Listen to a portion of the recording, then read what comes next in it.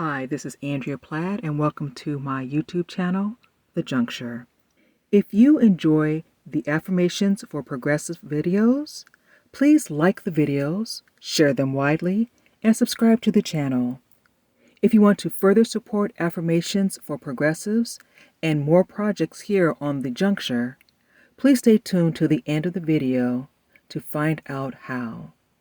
Enjoy today's affirmation. From Anita Felicelli's essay, What Ferguson Teaches Us About the American Caste System, which was originally published on November 30th, 2014 in the Aerogram.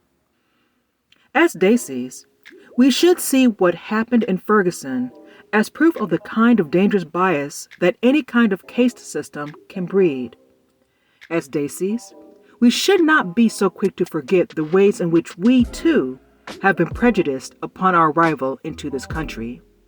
We should, as a collective, be identifying differently. South Asian Americans experienced the hate crimes of the 80s and 90s. They faced a resurgence of hate in the aftermath of 9/11. We are also complicit in perpetuating segregation and hate in our own ranks. We continue to reap the consequences of the caste system, an ugly system of structural inequality older than anything that's existed in America. Most Indian Americans, especially those of us under the age of 50, see the caste system as unjust. It is an ugly thing about Indian history that nobody likes to talk about, or that privileged Indian Americans assume doesn't exist anymore, except in the form of affirmative action policies. Yet, prejudices deeply conditioned into Indian people still thrive today. It's troubling to think that when Dahroon Ravi bullied Tyler Clementi, scores of Indian Americans offered their support to Ravi, offering that in spite of his choices to bully Clementi, Ravi was, quote-unquote, a good boy. Those of us who experienced or read about the horrific New Jersey dot busters that attacked South Asians in 1987, those of us who know about the Hindu man in New York pushed onto the train tracks because some ignorant woman blamed him for 9/11.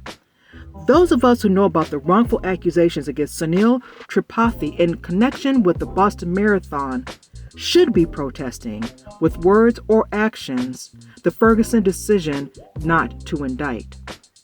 There is no excuse for why social justice organizations are mostly silent now. There's a distinction to be made between calling upon our own experiences in India or America in order to empathize and help, and centering our own experiences. And sometimes it's not about what matters to us, because we are Desis, but rather what matters to us, because we are human beings.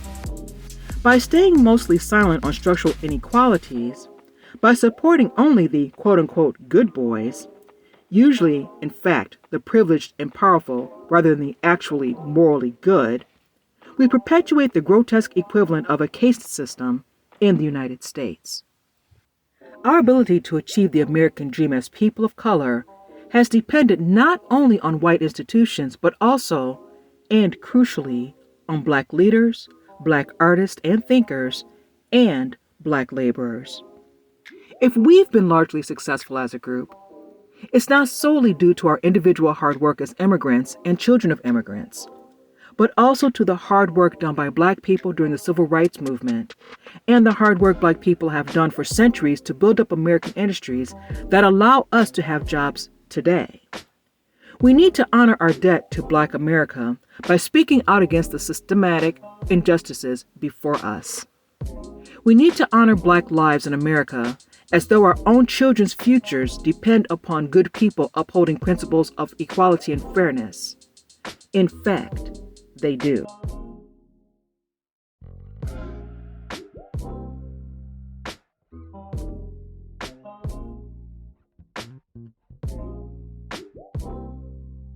The Juncture would like to thank Chris McDonald Dennis, Irna Landrum, R.J. Johnson, and Shani Angela Hervey for being the founding funders of The Juncture. The Juncture also appreciates the Patreon peeps. To help The Juncture produce more affirmations and other content for this channel, please consider becoming a sponsor.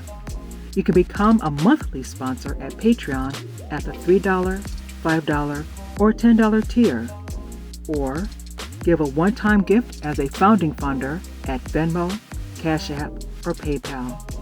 As always, like, share, and subscribe.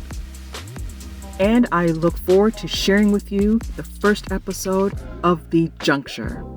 And that'll be on Sunday, March 19th. And thanks so much for your support.